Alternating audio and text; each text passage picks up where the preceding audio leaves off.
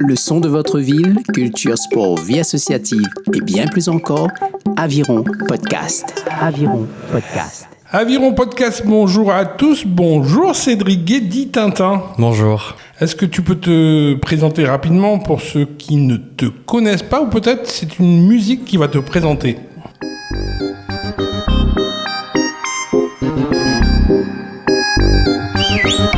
Le tantine croque mais les faillant.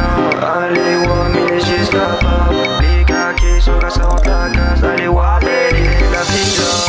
Le tantine est un gros tracas. Il connaît que son gars ça rentre pas. Tour d'un réseau avec pas de patas. Qui a moins belle, ils répondent pas. Bonjour, je me présente, je m'appelle Cédric ou Tintin pour ceux qui me connaissent. Donc je fais de la musique depuis à peu près 2 ans. Que je me suis lancé dans plutôt le chata et le dancehall.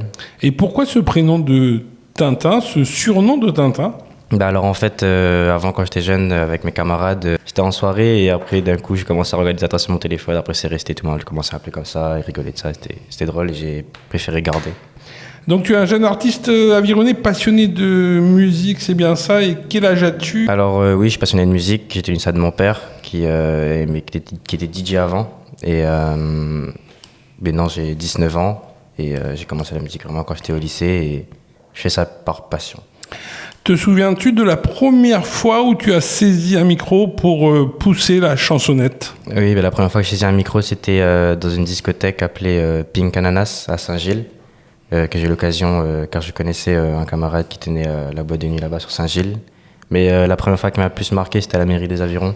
C'était la première fois où vraiment je chantais devant un public de ma ville. Et c'était en 2023 pour un défilé de Miss Aviron, c'est bien ça? Oui, c'est ça.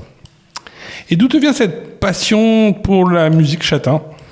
C'est vraiment une musique qu'on entend partout, tous les jours. Et je sais que c'est une musique qui marche beaucoup chez les jeunes. Donc pour moi, c'est vraiment le style de musique qui pourrait le plus marcher de nos jours. Alors pour ceux qui sont un peu néophytes, pour ceux qui ne connaissent pas, c'est quoi les principes de cette musique chata? En fait, la musique chata, c'est vraiment une musique avec un BPM plutôt fort, avec un rythme très rapide. Et c'est vraiment des styles de musique avec beaucoup de basse. C'est-à-dire que les gens, quand on écoute du chata, on va se laisser aller dessus. On va pas réfléchir. On va se mettre dans l'ambiance, on va... Ouais, c'est ça. Tout le monde va directement... C'est la faya, quoi. Ouais, par exemple, quand on est en boîte de nuit, dès que quelqu'un entend une note de chata, ça part dans tous les sens. Combien de titres font actuellement partie de ta discographie, ou on parle ici de singles? Oui, moi je suis plutôt single. Pour l'instant, je n'ai pas encore fait d'album. J'aimerais peut-être en faire un, mais vu que moi je fais mes musiques tout seul, je préférais chercher plutôt un studio pour faire les choses bien. Et sinon, là, en mon actif, j'ai 5 titres qui sont déjà disponibles sur YouTube et j'en ai plein d'autres qui sont disponibles, mais je ne les fais pas encore sortir. Je travaille encore dessus. On va parler de ton actualité du moment. Écoutons.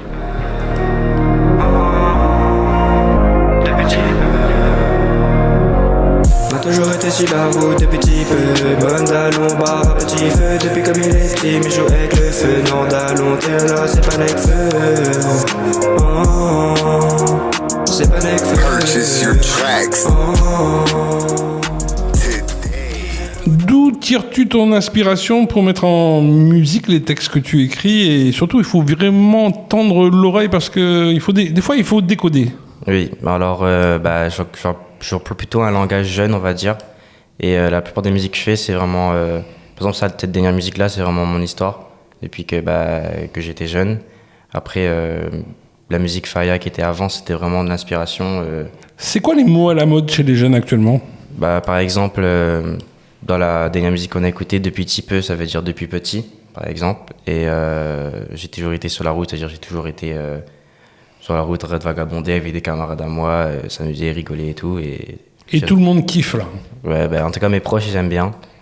Et en tout cas moi ça me fait plaisir. Moi je fais ça plutôt pour le plaisir. Si je réussis avec ça, je serai content, mais je cherche pas à non plus percer mondialement et tout. Moi c'est vraiment par plaisir. Quand je fais de la musique, je suis content. Quelles sont les différentes thématiques que tu abordes dans tes chansons chata? Les thématiques sur les chansons chata, c'est beaucoup les filles. Les jeunes utilisent beaucoup les filles pour faire leur musique, ou sinon vraiment les soirées, les boîtes. Et ta copine, elle en pense quoi? Ma copine, elle me suit parce que c'est les musiques qu'elle écoute aussi, donc elle se reconnaît dans ses musiques, c'est-à-dire que quand je fais une musique, elle sait très bien que c'est pas non plus que des vérités que je vais dire. Et c'est Donc vraiment... tu mens aux gens, c'est ça? Non, c'est pas ça, mais je vais utiliser. Par exemple, je sais pas comment expliquer, mais il y a beaucoup de phrases que par exemple, beaucoup de chanteurs disent, mais c'est pas pour autant qu'ils vont faire ça. Il y a quand même des rappeurs français et internationaux qui ont dit, forcément, des fois ils parlent peut-être de drogue et tout dans leurs chansons, mais c'est pas forcément qu'ils en consomment ou quoi que ce soit. D'accord.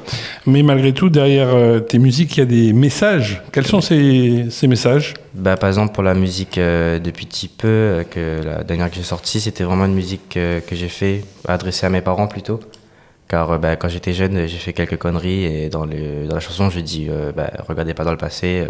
Faut Et t'es avancer. sûr que tu leur parles en chata, ils vont comprendre? Non, en chata, non. Quel est ton chanteur préféré ou ton groupe musical préféré?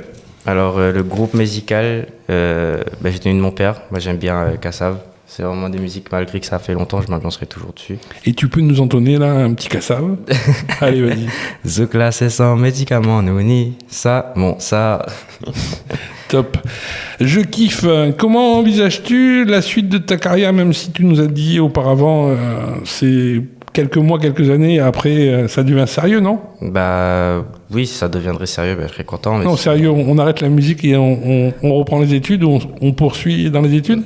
je fais un peu les deux. Enfin, je suis D'accord. plutôt polyvalent, je suis quelqu'un qui touche un peu à tout, donc je me sens capable. Alors, on revient sur ce sujet actuellement. Donc, tu poursuis tes études et dans quel cursus tu es étudiant? Alors actuellement, je suis en commerce international à l'école Saint-Charles à Saint-Pierre.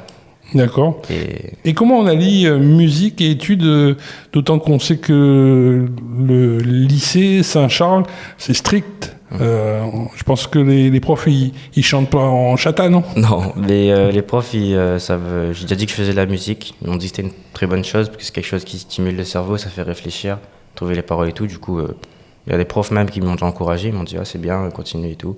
Et ça va si j'arrive à. Moi, je me fais de la musique plutôt le week-end. En semaine, on va dire que j'ai pas vraiment le temps entre aller à Saint-Pierre et tout, rentrer, j'ai pas trop le temps, mais. Donc, un jeune homme normal dans la semaine et le week-end, chata. c'est ça. Voilà. En 2023, tu nous en as parlé, tu étais sur scène pour animer le défilé de Miss Aviron. Est-ce que tu peux revenir plus en détail comment tu as vécu cette expérience? Et en plus avec des jolies filles.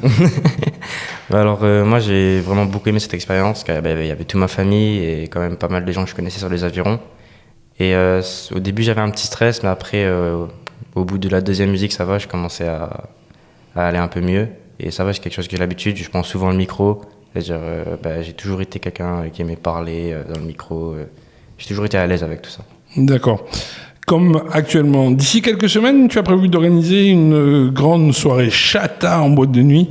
Peux-tu nous en dire plus? D'autant que, en parallèle, tu as créé une structure d'événementiel. Oui, c'est Chata, ça. bien sûr. Oui, c'est ça. Là, j'organise ma première soirée, ma boîte événementielle que j'ai montée avec des camarades à moi. Et là, on organise notre première soirée au Reborn, l'ancien chapiteau.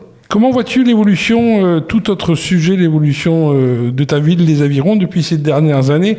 Tout le monde ne parle pas chata, mais ça évolue bien, non? Ouais, franchement, moi j'ai quand même remarqué une très grande évolution comparé à avant. Il y a quand même beaucoup plus d'événements, de structures qui ont été mises en place, par exemple comme le skatepark, les street workouts. Ça, je trouve que c'est très très bien parce que les jeunes, au moins, ça permet aux jeunes de se défouler, faire du sport, et je trouve ça vraiment incroyable.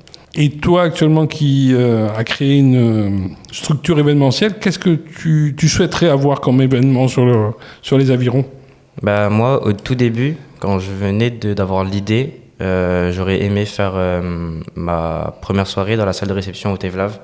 Sauf que j'avais pas du tout les contacts. Mais franchement, si un jour je peux organiser là-haut, pour les Avironnais, ce serait vraiment pas mal.